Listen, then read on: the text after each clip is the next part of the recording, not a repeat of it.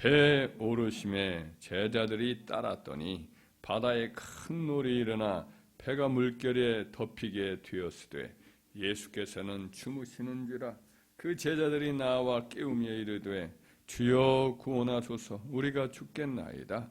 예수께서 이르시되 어찌하여 무서워하느냐, 믿음이 작은 자들아 하시고 곧 일어나사 바람과 바다를 꾸짖으시니 아주 잔잔하게 이르거늘 그 사람들이 놀랍게 여겨 이르되 이가 어떠한 사람이기에 바람과 바다도 순종하는가 하더라. 아멘.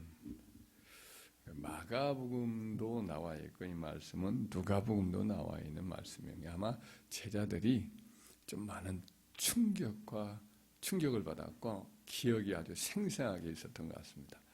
이 제자들은 다 바다 사람들이 대부분입니다. 그러니까 뭐 베드로, 요한, 야고보 또 여러 친구들 빌립, 바돌로메 대부분 다 바다에게 갈릴리 바다에서 생업을 일궜던 사람들입니다. 잔뼈가 뭐 거의 이 바다에서 자라나고 바다의 추억이 있고 바다에서 생업을 해서 가정을 이루고 그랬던 제자들이 대부분이었던 것이죠. 그런데 이 바다는, 이 갈릴리 바다는 워낙 지형적으로 이 바다가 돌풍이 일어나기가 쉬운 그런 지형입니다. 위쪽으로는 헤르몬산이 있고 이 갈릴리 바다는 이게 더 밑으로 지하에 들어가 있어요. 지하 수면에서 한 200m, 평균 수면에서 200m 정도 밑으로 가 있는데 산 밑으로 쭉하니 물이 그 기압골이 서해에서 찬바람이 쫙 오면 산에 부딪히면서 급전직하 기온이 떨어지면서 기압골의 차이에 의해서 돌풍이 하늘에서 직접 떨어지는 것처럼 이렇게 떨어진대요. 그러니까 편안하다가 갑자기 돌풍이 불곤 하는 것이 갈릴리 바다의 특징이라고 합니다. 이와 같은 상황이기 때문에 그들도 많이 경험은 했지만은 전혀 미래가 예측이 안 되는 거예요. 이 바다에 1시간 후에 어떤 일이 있을까? 또 큰 동풍이 있었다가 또 갑자기 또 개기도 하고 그와 같은 예측 못하는 것이 이 갈릴리 바다의 특징이라고 합니다. 바로 이 바다를 배경으로 해서 일어난 이 사건인데 예수님은 이제 바다 건너편으로 가자라고 분명히 말씀을 하고 출발을 합니다. 계속해서 낮 시간 동안 제자의 배 위에서 설교를 했던 것으로 여겨져요. 병렬 구절에 보면 그 타고 간 배를 그대로 가고 건너편으로 가는 도중인데 예수님 배에 타시자마자 주무세요. 워낙 이제 말씀 사역을 길게 하시다 보니까 예수님이 이제 고단하셨던 것 같아요. 근데 가는 도중에 갑자기 기상 상황이 달라진 거죠. 아까 말씀한 대로 그 돌풍이 나타난 겁니다. 바다 물결이 막 높이 치솟고 바람은 윙윙거리고 제자들은 그것과 갑자기 만나서 꼼짝 못하고 이제 그 상황과 싸우고 있는데 아무리 해도 안 되는 거예요. 아무리 해도 안 돼서 기어코는 이제 기어가다시피 해가지고 배가 뒤집힐 것 같으니까 예수님을 깨우면서 하는 말이 주여 구원하소서, 우리가 죽겠나이다. 공포에 질려가지고 예수님 깨니까 깊이 잠들었던 예수님이 눈을 떠서 하셨던 말씀이 바로 격려하기보다는 책망부터 하십니다. 어찌하여 무서워하는 자들아, 믿음이 적은 자들아. 그리고 나서 예수님이 일어나셔서 이제 바다를 향해서 바람을 향해서 명령을 합니다. 바람아 잠잠하라. 그리고 파도야 고요하라. 이렇게 말씀하자 곧장 이제 꾸짖으니까 이들이 그 즉시 잔잔해지는 거예요. 어느 순간에 막 행동이 탁 일어나는 거예요. 즉시 행동하는 거예요. 순종해서 그 소리를 지르면서 웅웅거던 바람이 뚝 그치고 그리고 바다 물결이 막 위에서 막 파도가 막 치던 것들이 그 순간 스르르 힘없이 싹 사라지더니 아주 잔잔해져 버려요. 제자들이 이전에는 그냥 바다에 빠져 죽을 것처럼 물고기 밥이 되겠다 이렇게 생각해서 그냥 가슴이 뛰고 막 얼굴이 생각이 하얗게 됐는데 이번에는 또 다른 놀라움이 그들을 사로잡혀서 아주 심장이 터질 것 같은 거죠. 깜짝 놀란 거죠. 이런 것은 본 적이 없거든요. 이렇게 말씀 한마디 예수님이 즉시 하자마자 그렇게 갈릴리 바다가 순식간에 고요한 것은 상상도 못했던 일을 경험하니까 경탄하는 놀라움으로 마음이 심장이 뛰는 거예요. 이 사건에서 몇 가지 이제 교훈을 주는데 첫째의 교훈은 뭐냐면 우리가 예수님을 배에 모셨잖아요. 그래 예수님이 저쪽으로 건너가라 바다가 이제 건너편으로 가자. 이것이 저 북쪽으로부터 남쪽에 걸쳐 있는 한 30리길, 40리길 이렇게 되는 길이죠. 그렇게 길게 남쪽으로 있는 그 길을 건너서 가다라 지역으로 이제 배를 몰게 되어 있는데 그 명령에 따라 순종을 하고 예수님도 배에 모셨는데도 불구하고 폭풍을 만날 수 있어요, 없어요? 만날 수가 있다. 예수님을 우리가 믿고 내 생애에 모시고 살아도 우리는 인생 바다에서 예상 모르는 일들을 어려운 난관을 만날 수도 있다. 이걸 이상히 여기서는 아니 될 줄 믿습니다. 할렐루야. 예수님을 모시고 가도 우리 인생이 그냥 전혀 아무런 고난도 없고 혹은 무풍지대고 때로는 순풍에 돛달고 가듯이 그냥 그렇게 피크닉 하듯이 하는 삶은 아닐 수 있다 이거예요. 인생 바다 자체가 그런 여러 가지 불확실성과 예측 못할 여러 가지 일들이 생기고 때로는 하나님 백성들에게도 그런 돌풍이 일어나 배가 뒤집힐 만한 위기를 만날 수도 있다. 이것을 이해하는 것이 중요한 줄 믿습니다. 심지어 욥도 그런 일을 겪었으니 예수님을 탄 배까지도 이런 일을 겪는데 우리가 그런 일들을 겪는다. 이상할 일이 아닌 것을 아시고 이런 일을 겪을 수 있구나. 나만 겪는 일이 아니다. 할렐루야. 이것을 이해하는 게 좋겠습니다. 또 한 가지는 뭐냐면 우리가 그날 제자들이 겪었던 것처럼 우리 예수님이 우리 탄 배에 우리 인생의 항해에 우리의 배에 예수님이 타셨다는 사실을 아는 게 중요한 줄 믿습니다. 우리 배에 우리 예수님을 영접했잖아요. 예수님이 내 인생 바다에 내가 모는 배에 예수님이 선장으로 모시고 계시다. 선장으로 타고 계시다는 사실. 이것을 기억하시길 바랍니다. 그래서 풍랑을 만났는데도 불구하고 예수님은 주무시는 것처럼 꼼짝 안 하시. 예수님은 그냥 아주 안이 계신 것처럼 존재감이 없게 내 인생에 존재감이 없이 나 혼자만 허우적거리는 순간이 있을 수 있다. 떼버려 두실 때가 있어요. 그럴지라도 우리는 어떻게 해야 되겠느냐? 두려워하지 말라는 거예요. 그럴지라도 우리는 겁먹지 말라는 거예요. 예수님의 책망을 받았던 제자들의 문제는 바로 그 점이죠.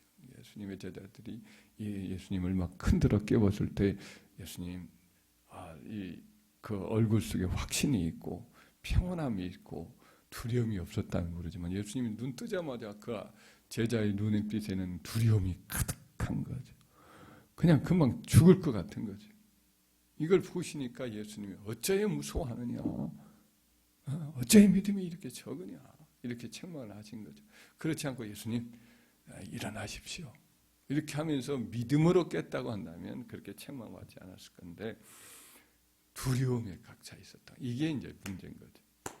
우리가 우리 인생 바다에서 풍랑을 만나고 역경을 만날 수가 있는데 그때 우리가 우리 마음속에 두려움을 갖지는 말이에요. 두려움이라는 것은 하나님 주신 귀한 감정이기도 해요.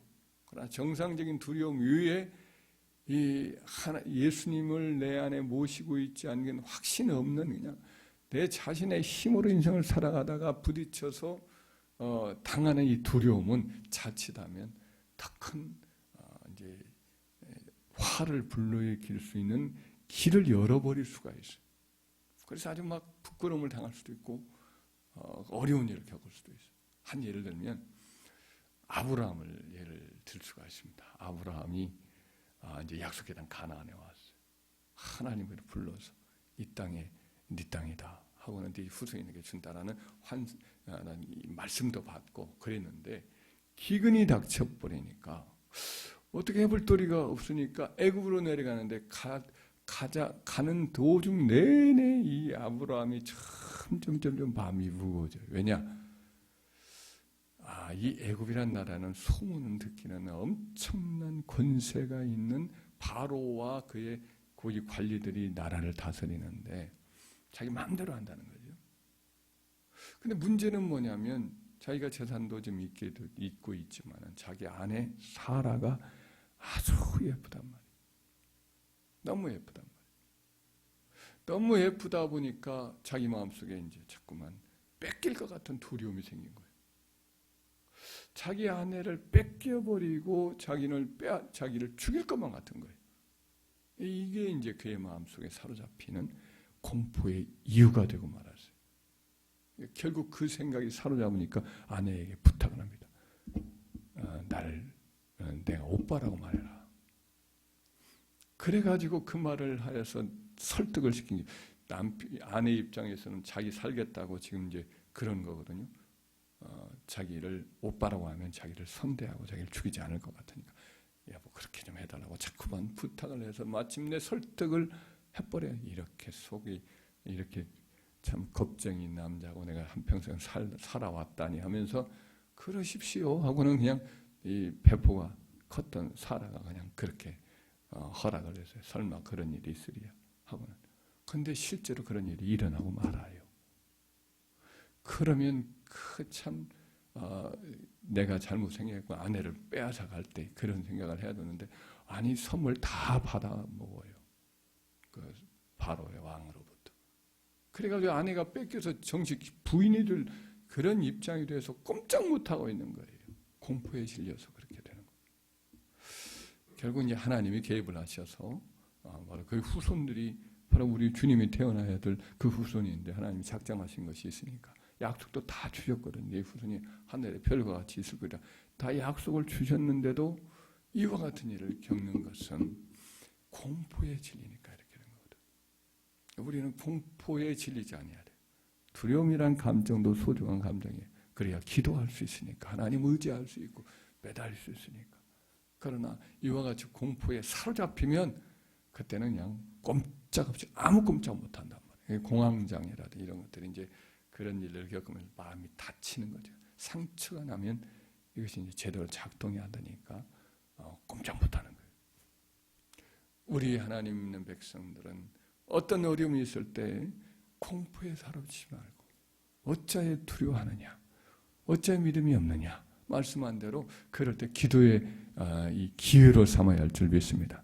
반대의 사건도 하나 있어요. 예를 들면 애굽에서 바벨론 포로를 끌려갔다가 돌아왔는데 돌아올 때에 그때 고레스 왕에 의해서 성전을 세우라고 했어요. 성전을 세우라고 했는데 방해를 했어요. 이 유대인들의 대적들이 성전 세우는 거, 성벽 세우는 거 방해를 한사코하고 막 상소문을 올리고 그러니까 결국에는 왕들이 막았어요. 한참을 흘렀는데 선지자 학개하고 스가랴가 나타나서 너희가 어찌하여 이와 같이 하나님 성전 짓는 것을 이와같이 그만두었느냐. 일어나라. 다시 힘을 모아서 성전을 세우라. 아주 막 그 성령에 충만해서 이와 같이 권면하니까 그때 다시 일어났어요. 유다 장로들이 막 열심을 내어서 모든 유대인들이 돌아와서 성전을 짓는데 그때 또 나타났어요. 유브라데 서편 땅을 다스리거든 총독이 나타나고 여러 이제 지인들이 나타나고 고위 관리들이 나타나서 옛날과 같이 똑같이 이제 막 억압을 하고 명단 내놔라. 이 성전 짓는 데 지금 참여하고 있는 유대인 장로들의 명단을 내오라. 이것을 이제 사형시키겠다는 거고 이제 페르시아 왕에게 보고해서 다 잡아가지고 그야말로 집들을 다 이제 폐옥을 하고 끌어가겠다는 말이거든요. 근데 어때요? 목숨 내걸고 하나님 말씀에 순종하고 두려움 없이 다 명단을 작성을 하는 거예요. 우리 기미 독립선언 하면서 태극기 흔들면서 만세운동하면서 33인의 민족 대표가 명단 쓰는 것을 가지고 서로 옥신각신해요. 누가 먼저냐 이거 가지고. 이거 뭐 죽는 순서인데 뭘 그렇게 걱정할 것입니까? 내가 쓰겠습니다. 이렇게 해서 했다는 일화가 있을 만큼. 이렇게 이제 기록하는 것 자체가 감옥 가는 것이고 죽는 일이에요. 유다 장로들이 기꺼이 했어요. 담대하게. 죽으면 죽으리라. 이렇게 하면서 기록을 해서 제출을 하니까 그 다음부터 하나님이 역사하는데 그 왕의 마음속에 이 사람들이 이렇게 하는 이유가 있지 않느냐 하고는 옛날 고레스 왕이 그들 말로는 고레스 왕이 이와 같이 조서를 내린 적이 있다고 한번 확인도 한번 해달라는 말을 짧게 썼는데 이 말 가지고 순종해서 찾다 보니까 마침내 찾아놓고 보니까 고레스 왕 자기 페르시아 왕을 페르시아 나라를 세웠던 그 왕의 엄한 명령이 있는 거예요. 이 하늘의 하나님께 예배를 드려서 매일매일 제사를 드려서 이 왕과 왕자들을 위해서 나라를 위해서 기도하게 하라라고 하는 성전 세우는 명령이 확인되니까 그들에게 다시 편지를 쓰는 겁니다. 유브라데 서편 총독 다뜨네와 여러 이 사람들에게 너희는 절대로 방해하지 말아라. 오히려 하나님의 성전에 예배를 늘 드릴 수 있도록 포도주와 그리고 짐승들, 예물들을 늘 바치고 너희는 가까이 가지도 말아라. 만약 이 명령을 어기면 너희 집에 있는 대들보를 다 뽑아버릴 것이고 목매달아 죽일 것이다. 이렇게 무서운 엄명이 떨어집니다. 할렐루야. 죽으면 죽으리라. 강호하고 담대하게 하나님만 믿었더니 하나님이 모든 일을 완전히 바꿔버려요. 우리가 이 땅에 살면서도 똑같은 일이 벌어질 수가 있는데 우리가 두려움을 가져오면 문제가 더 생길 수가 있어요. 하나님은 얼마든지 우리를 도우실 수 있는 분이고 상황을 바꿀 수 있는 분이고 돕는 자를 붙여주시고 오히려 합력하여 다 선을 이루어 주시고 이 풍랑이나 인하여 더 빨리 수원의 항구에 이르는 은혜가 있다는 것을 믿으시고 오늘 주님이 하신 말씀처럼 우리 인생 바다에는 풍랑이 있는데 우리 배에 우리 주님이 타고 계시다. 우리 주님이 주무시는 것 같지만 우리 주님이 탄 배는 결코 이 세상 마귀도 어떤 풍랑도 결코 뒤집을 수가 없다. 할렐루야. 이 마음 확신을 가지고 여러분들이 믿음으로 그때가 되면 여러분들이 두려워 말고 주님께 기도로만 아뢰시면 주님이 다 알고 계셔요. 이미 알고 계신데 뒤집을 수도 없고요. 근데 이제 기도하면 주님께서 그때 역사하셔서 풍랑을 잠잠케 하고 순풍을 불어주셔서 소원의 항구에 더 빨리 고요한 바다에 평안히 갈 수 있으니 여러분 바람이 불 때나 역풍이 불 때나 풍랑이 일 때나 어느 경우에도 여러분과 저는 모든 것을 주님과 함께 입에 항해를 한다. 이 생각을 가지고 즐기시기를 주의 이름으로 축원합니다.